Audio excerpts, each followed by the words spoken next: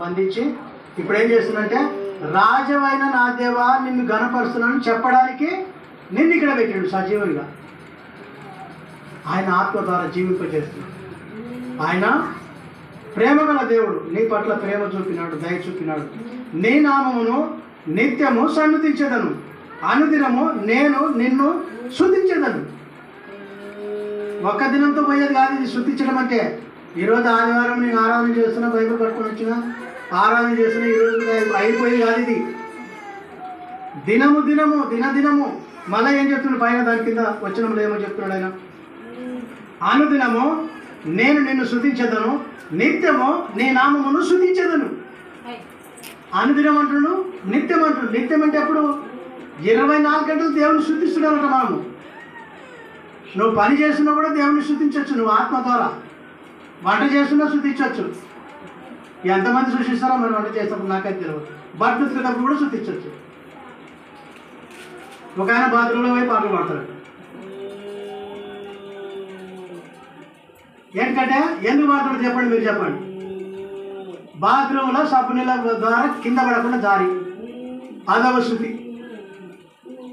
మనం చాలా మంది అట్లా శృతులు చెల్లించాం. బాత్రూమ్ పోయేటప్పుడు కూడా స్తోత్రం చెల్లుకుంటాం, స్తోత్రం అని పాట పాడుకుంటూ వచ్చు, స్తోత్రం చెల్లించుకుంటాం, సాంగ్ చేసుకుంటాం. బాత్రూంలో కూడా దెబ్బలు తగ్గుతాయి. మనమేం పైకి పోయి ఆడ ఇద్దరు నీళ్ళకి పోయి దెబ్బలు తొలగించుకునే అవసరం లేదు. అర్థమైందమ్మా? మన ఇంటి ముందునే రాళ్ళు ఉంటాయి, మన ఇంటి ముందునే మనం గొప్ప వల్ల పడతాం. ఇంకే పెద్ద పంచాయతీ అవసరం లేదు మనకి. ఎవరో కొట్టేదిలే తిట్టేదిలే. అందుకని శృతి అంట ఎప్పుడు చేయాలంట, ఎప్పుడెప్పుడు చేయాల? నిత్యము నీ నామమును స్తుతించెదను. 24 గంటలు జాబ్ చేస్తుంటే కూడా స్తుతించవచ్చు, రాస్తుంటే స్తుతించవచ్చు. నేను పాటలు పాడేది మాలు, ఈ గోడకి మాలు పట్టుకుంటే పాటలు పాడేది. దీనికి పరిచయం అవుతుంది అందరూ సిస్టర్స్ బ్రదర్స్. కొంతమంది కొంచెం పిచ్చి పట్టడం లేదంటే పాడుకుంటుంది, ఆయన వేసి పాటలు అనుకుంటుంది.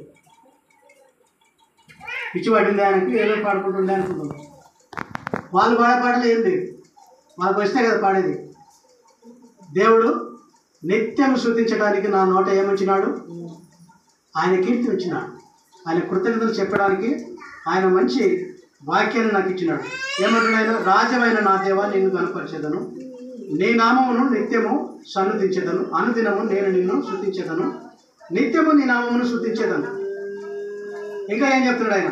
9వ వచనం, యెహోవా అందరికి ఉపకారి, ఆయన కనికరములు ఆయన సమస్త కార్యముల మీద ఉన్నవి.